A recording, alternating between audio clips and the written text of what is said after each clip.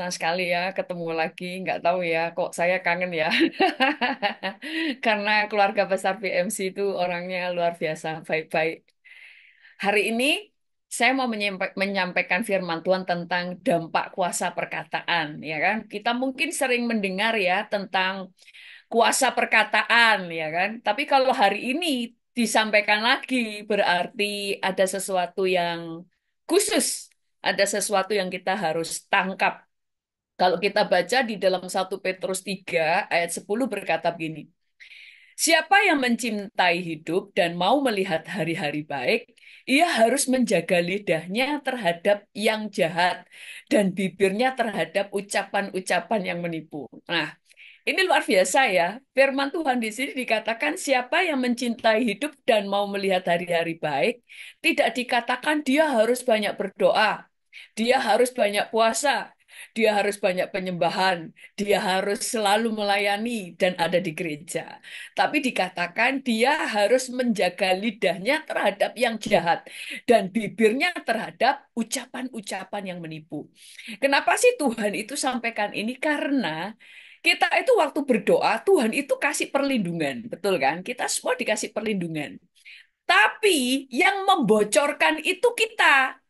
Kita, mulut kita, makanya banyak kan orang-orang yang masuk penjara karena perkataannya. Mungkin sudah pernah mendengar ada yang kapan hari ada yang di Indonesia itu dibunuh karena bercandanya, ya kan? Kalau di Indonesia kadang-kadang kan memang suka bercanda, tapi bercandanya itu kadang-kadang keterlaluan gitu loh. Ada seorang yang sudah menikah ya, anak-anak laki-laki ya, pria ya.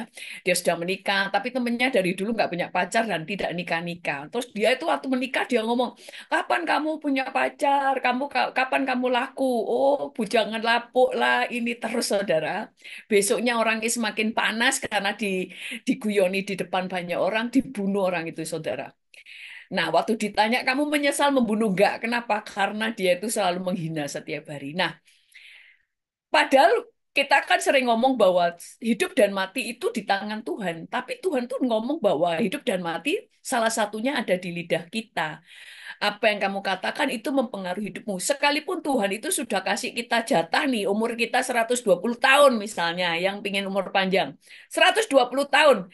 Tapi di tengah-tengah perjalanan ini kan ada hak pilih manusia. Manusia itu punya hak pilih.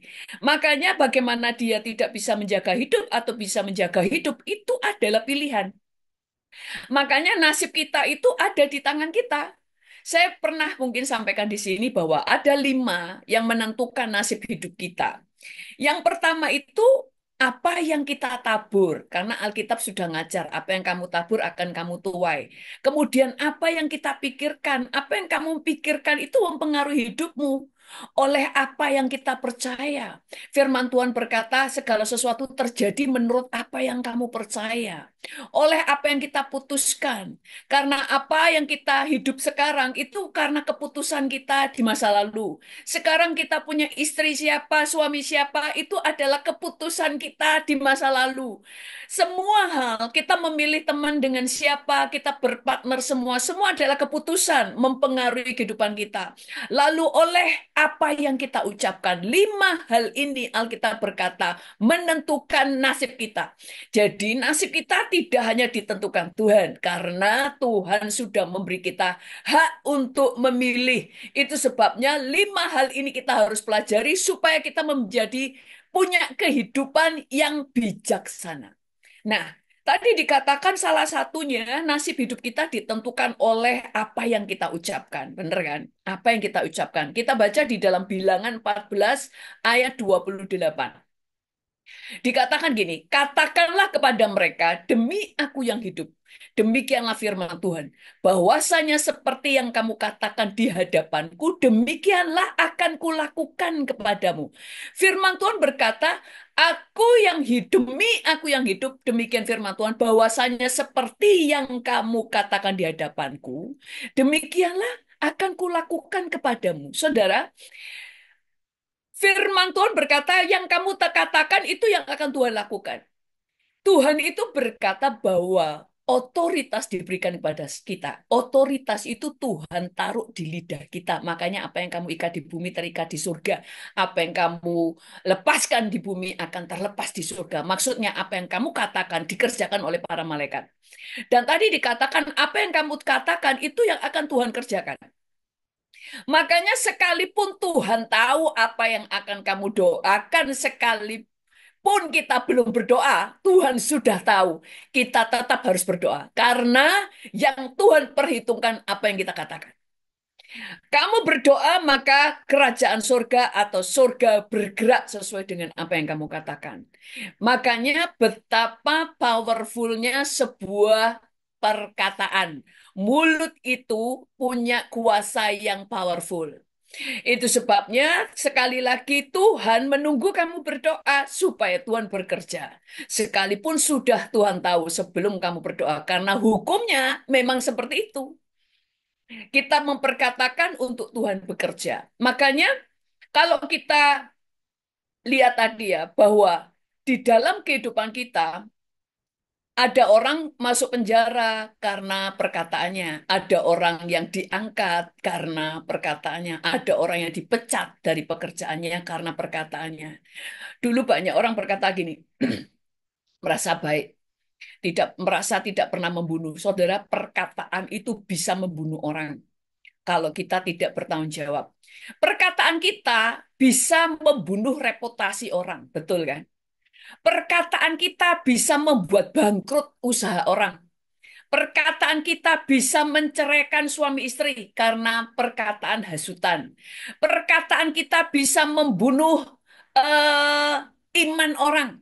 Perkataan kita bisa membunuh pengharapan orang.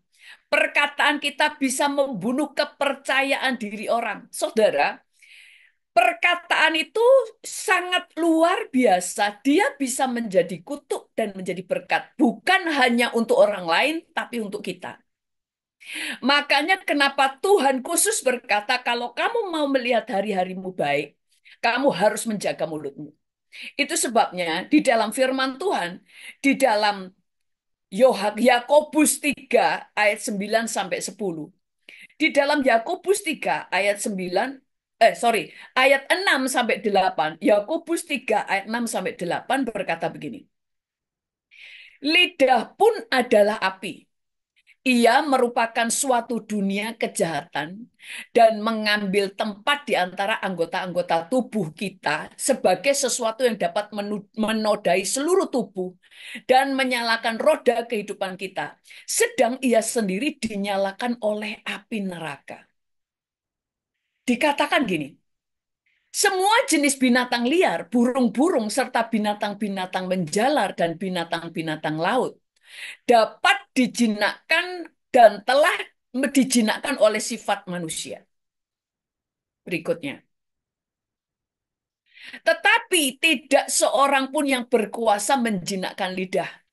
Ia adalah sesuatu yang buas, yang tidak terkuasai, dan penuh racun yang mematikan. Tadi dikatakan sekali lagi, lidah itu seperti api.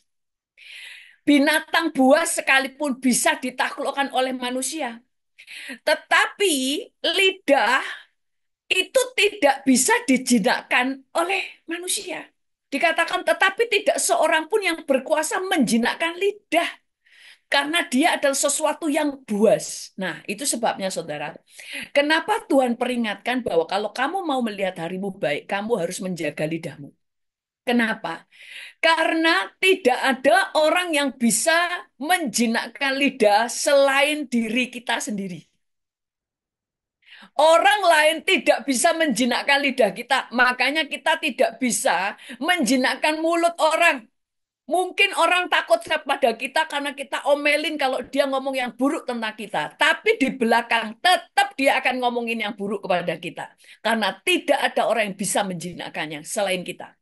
Makanya peperangannya orang percaya itu ada dua.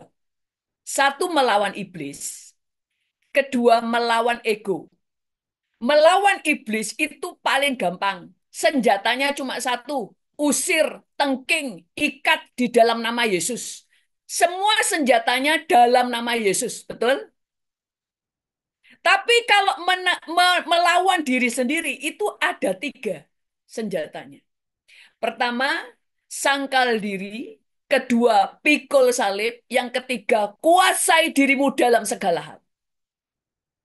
Kalau kita mau menang di dalam hidup, karena perangnya kita bukan cuma melawan setan, tapi Alkitab berkata melawan keinginanmu sendiri. Engkau harus kendalikan dirimu. Makanya tadi kita belajar 5 hal. Untuk kita tahu nasib hidup kita ada pada 5 hal yang kita kerjakan ini. Sekalipun kita berdoanya kenceng, kalau apa yang kita tabur buruk, maka yang kamu tuai juga buruk. Kalau yang kamu katakan buruk, maka kamu akan menuai apa yang kamu katakan. Oleh apa yang kita tabur, kita pikirkan, kita percaya, kita putuskan, kita ucapkan. Itu yang harus kita perhitungkan di dalam kehidupan supaya kita bijaksana. Makanya tadi sekali lagi dikatakan bahwa lidah itu seperti api. Bahkan itu berasal, dikatakan tadi, semua lidah pun seperti api. Ia merupakan suatu dunia kejahatan dan mengambil tempat di antara anggota-anggota tubuh kita sebagai sesuatu yang dapat menodai seluruh tubuh dan menyalakan roda kehidupan. Sedang ia sendiri dinyalakan oleh api neraka. Dia sendiri dinyalakan oleh api neraka. Berarti lidah ini kalau nggak dikuasai bisa menghancurkan segala sesuatu. Makanya tadi saya katakan kita itu bisa membunuh orang itu nggak pakai senjata, tapi dengan perkataan. Dulu kan pernah terjadi kan di Amerika ya, ada seorang pacar yang pacarnya cuma ngomong ke pacarnya yang cowoknya, kamu itu pengecut. Buktikan kamu bukan pengecut kalau kamu berani bunuh diri. Anak ini kemudian nggak mau terus dia, oh berarti kamu memang pengecut. Tapi karena laki ini pengen menunjukkan ke pacarnya dia seorang laki-laki nggak pengecut, perempuannya bilang gini, kamu keluar dari kamarmu, kamu pergi ke suatu tempat, nggak tahu dia ngomong saya lupa ya di tempat, dan orang laki-laki ini pergi sungguhan. Dia berharap mungkin ya nanti sampai sana dia menunjukkan dia benar-benar pergi, nanti perempuannya membatalkan perkataannya. Enggak loh, sampai di sana, loh mana kamu nggak bunuh diri kan? Berarti kan kamu pengecut. Akhirnya anak ini bunuh diri. Kenapa ketahuan itu dilihat dari catnya? Ketahuan anak ini yang menyuruh bunuh diri. Saudara, perkataan itu bisa menuntun orang kepada Tuhan atau perkataan itu bisa menghancurkan. Itu sebabnya kalau kita berharap anak-anak kita baik, kita juga harus mengubah perkataan kita. Karena perkataan yang kita tanam itu menjadi sebuah benih yang pada waktunya akan bertumbuh dan kita yang akan memetik buahnya. Nah, itu sebabnya kenapa Tuhan itu mengajar kita menguasai lidah. Kita melihat Simpson itu diperdaya oleh Delila hanya karena mulutnya. Dia kehilangan kekuatan karena rayuannya. Kedua, kita juga melihat um, Isabel. Nabot itu dirajam batu oleh orang Israel karena kata-kata fitnah oleh Isabel. Kenapa orang berkata fitnah lebih kejam dari pembunuhan? Karena memfitnah itu bisa membuat orang membunuh. Dia bisa menggerakkan orang lain membunuh orang oleh karena hasutan. Sementara yang menghasut, yang biang keladi, yang mengeluarkan hasutan, dia tangannya bersih. Seakan-akan dia bukan pembunuhnya. Padahal perkataan dialah yang menggerakkan orang lain akhirnya membunuh orang. Karena perkataan hasutan seperti Isabel. Isabel menghasut bahwa Nabot telah menghujat Allah sehingga seluruh orang Israel merajami dia batu padahal dia tidak bersalah. Hanya karena mulut. Makanya kenapa hidup kita juga harus menjaga dari mulut orang lain. Jangan cepat terbawa emosi. Saya dulu itu ada orang loh saudara, dia nggak kenal saya nggak pernah, saya nggak kenal dia, saya tidak pernah ketemu sama dia. Dia bisa ngomong ke teman saya, Pastor Deborah itu saya tahu rahasianya semua. Karena dia curhatnya sama saya. Cowok lagi saudara. Semua yang tentang hidupnya dia curhatnya ke saya. Terus saya bilang gini, saya kenal enggak, pernah ketemu muka dengan muka juga enggak. Mungkin dia kenal saya tidak kenal dia. Orang bisa percaya enggak? Bisa, kan mereka enggak tahu. Padahal saya ketemu dia aja enggak pernah saya Tahu dia aja nggak pernah gitu loh. Jadi orang itu bisa ngomong apa saja. Itu sebabnya kenapa kita harus menjaga lidah kita dan menjaga dari lidah orang lain. Menjaga hati kita. Supaya kita juga tidak diperdaya. Nah, tadi kita melihat Simpson terperdaya oleh Delila, Nabot difitnah oleh Isabel sampai dia mati. Tetapi kalau kita pelajari Esther, dia menyelamatkan seluruh orang Yahudi karena mulutnya. Dia bisa berbicara dengan lemah lembut, bisa mengambil hati Raja Ahasiweros sampai Ahasiweros bisa tanpa sadar mengikuti perkataan si Esther untuk membuat undang-undang diperbarui, untuk supaya dia bertindak menghukum si Haman. Makanya firman Tuhan berkata, hidup dan mati dikuasai oleh lidah, karena otoritas Tuhan berikan bukan di tangan, tapi di lidah. Apa yang kamu ucapkan mempengaruhi banyak hal. Makanya banyak pernikahan-pernikahan hancur. Kadang itu selalu dimulai dari mulut, bukan dari hal yang lain. Itu sebabnya Alkitab berkata orang yang benar dengan mulutnya, dia benar dalam segala hal. Karena banyak orang gak bisa benar di dalam mulut. Maka Tuhan katakan kalau dia benar di mulutnya, dia benar dalam segala hal. Nah, kemudian Daud. Daud mau membunuh keluarga dari Abigail. Tapi karena perkataan yang lemah lembut, perkataan bijaksana Abigail, tidak terjadi pembunuhan. Sekali lagi, perkataan itu powerful. Perang tidak perlu pakai pedang. Tapi perkataan, firman Tuhan katakan, perkataan lemah lembut meredakan kegeraman. Semua dari perkataan. Perkataan bisa membakar seperti api yang bisa membakar hutan walaupun kecil. Karena Tuhan, makanya Tuhan katakan hati-hati dengan mulut. Keluarga bisa berantakan karena mulut. Makanya dulu ada orang yang berkata begini, ada cerita anak muda, dia itu bodoh banget. SMA dia itu dibully terus karena bodoh gitu ya kan sampai dia ngomong mamanya, wes aku nggak mau kuliah lah, nggak mau nyelanjutin sekolah, saya nggak mau kuliah karena nanti kalau kuliah percuma kan bodoh. Terus mamanya bilang gini, gini aja kamu sebelum memutuskan nggak kuliah ikut mama untuk tes IQ. Ternyata setelah tes IQ, IQ-nya tinggi saudara di atas 150. Mamanya bilang gini, pintar kan kamu? Ya kan, pintar lu ya. Tesnya aja 100, IQ-nya 150. Terus anak ini sejak dia tahu bahwa dia pintar, itu mengubah hidupnya. Dia termotivasi kuliah. Dia benar-benar menjadi orang yang sukses di kuliahnya, bahkan buka bisnis dan sukses. Terus dia ngomong sama mamanya, tahu nggak Ma kenapa saya sukses? Kenapa? Karena sejak saya tahu IQ-ku, sejak aku tahu saya pintar, itu mengubah kehidupan saya. Betul kan? Terus mamanya bilang gini, enggak, salah. Kamu sukses karena kamu sebenarnya tidak tahu bahwa IQ-mu sebenarnya rendah. Karena mamanya yang mengubah nilai IQ-nya. Tapi karena mamanya berkata, Nina, kamu pinter kan? Itu nyantol, ternyata aku pinter ya. Ternyata IQ-ku 150 lebih. Berarti aku pinter. Apa yang kamu percaya? Makanya 5 hal tadi. Kamu hidupmu, nasibmu ditentukan dengan apa yang kamu pikirkan, apa yang kamu percaya, apa yang kamu ucapkan. Ibunya mengatakan, kamu pinter kan? Tapi setelah sukses, dia mulai melihat dia ternyata bisa sukses, baru ibunya berkata, sebenarnya IQ-mu rendah. Tapi itu membuat dia IQ-ku rendah aja sudah sukses kayak gini. Apalagi IQ-ku tinggi. Dimulai dari perkataan. Kan dari saya dulu pernah cerita tentang Thomas Alva Edison. Waktu dia dipulangkan oleh gurunya dan berkata surat dibawa ke mamanya. Ma ini surat dari gurunya ngomong apa? Tertulis di situ anakmu ini terlalu idiot. Tidak ada seorang pun yang bisa mengajari dia. Ajar dia sendiri. Apa yang bapak mamanya baca? Oh, gurumu menulis anak ini terlalu jenius. Tidak ada seorang pun yang bisa mengajar dia. Jadi ajarlah dia sendiri. Anak ini berkata, anak ini berpikir dia jenius dan dia menjadi seorang ilmuwan yang mengubah dunia.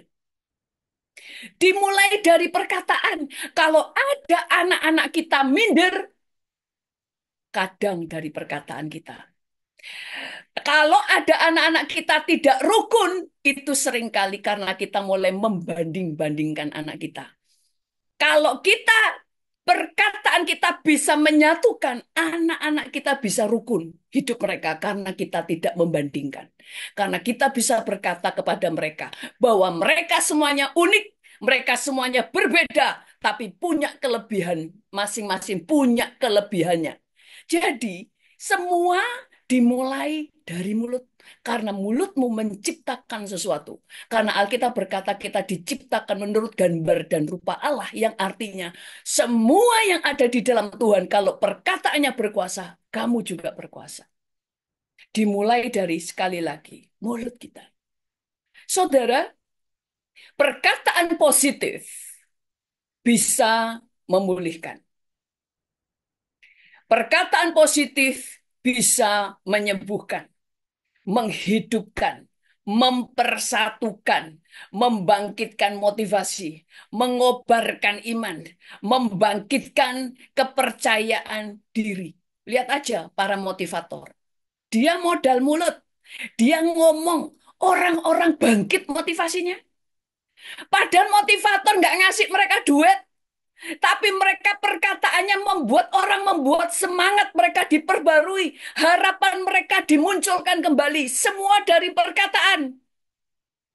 Makanya saya katakan bahwa urapan dan otoritas ada di mulut kita. Itu sebabnya waktu saudara mendoakan orang, tumpang tangan orang sakit sembuh, bukan karena saudara tumpang tangan toh, tapi saudara memperkatakan kesembuhan. Betul?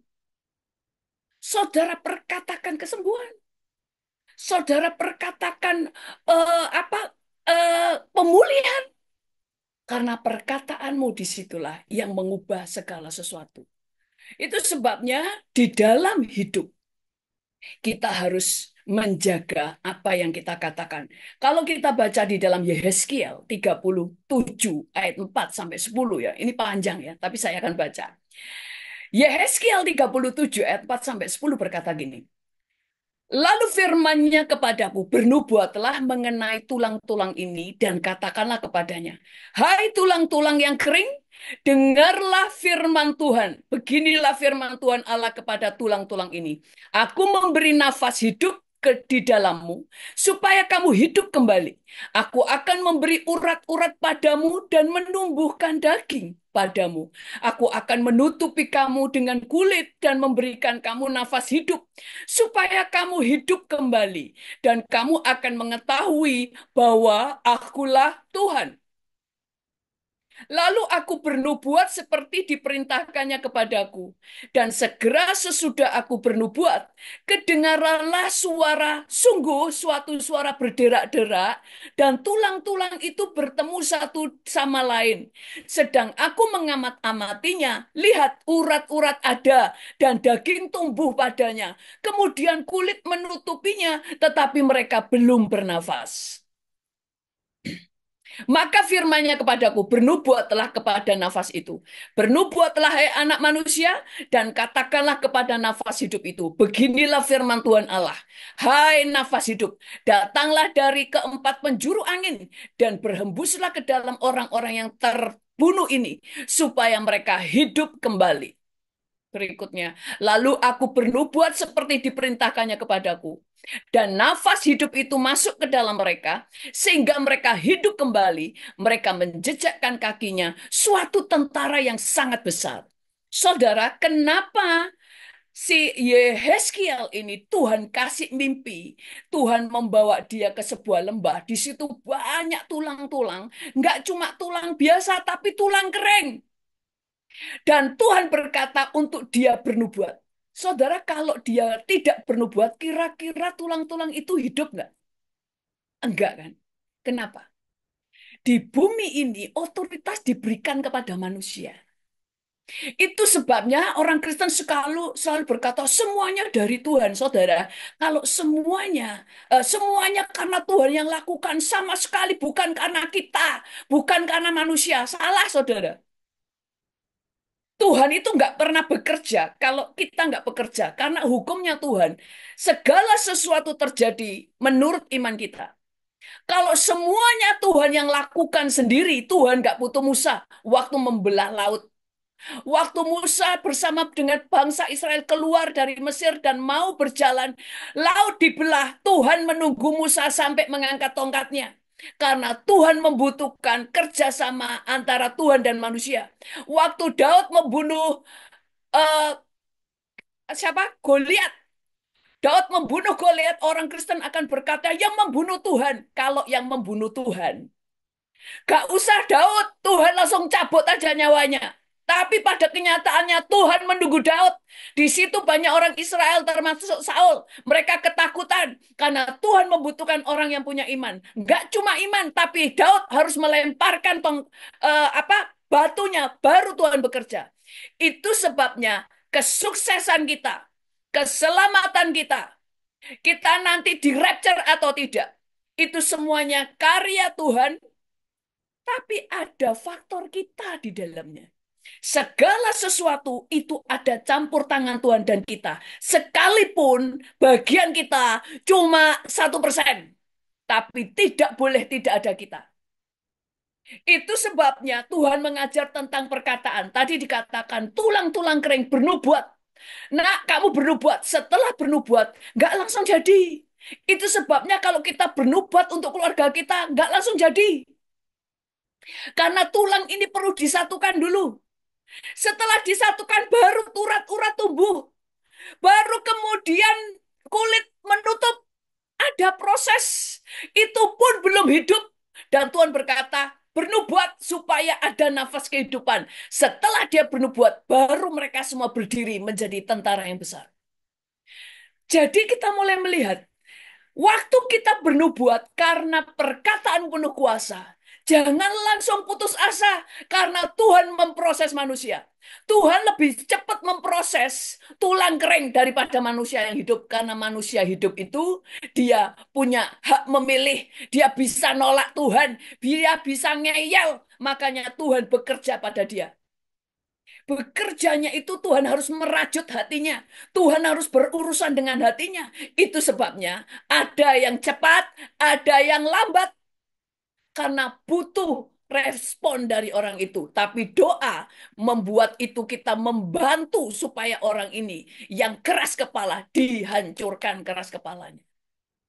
Kalau kita sedang berbicara keuangan, berbicara tentang anak, berbicara tentang segala sesuatu masa depan, jangan langsung melihat kok nggak jadi. Semuanya sedang disusun. Itu sebabnya Tuhan sampai berkata, kalau kamu itu tidak hanya bisa melakukan apa Yesus lakukan, tapi kalau kamu percaya dan tidak bimbang, bahkan kamu bisa memerintahkan gunung untuk tercampak ke laut dan dia pasti tercampak ke laut. Tuhan itu mau tunjukkan betapa powerfulnya perkataan kita.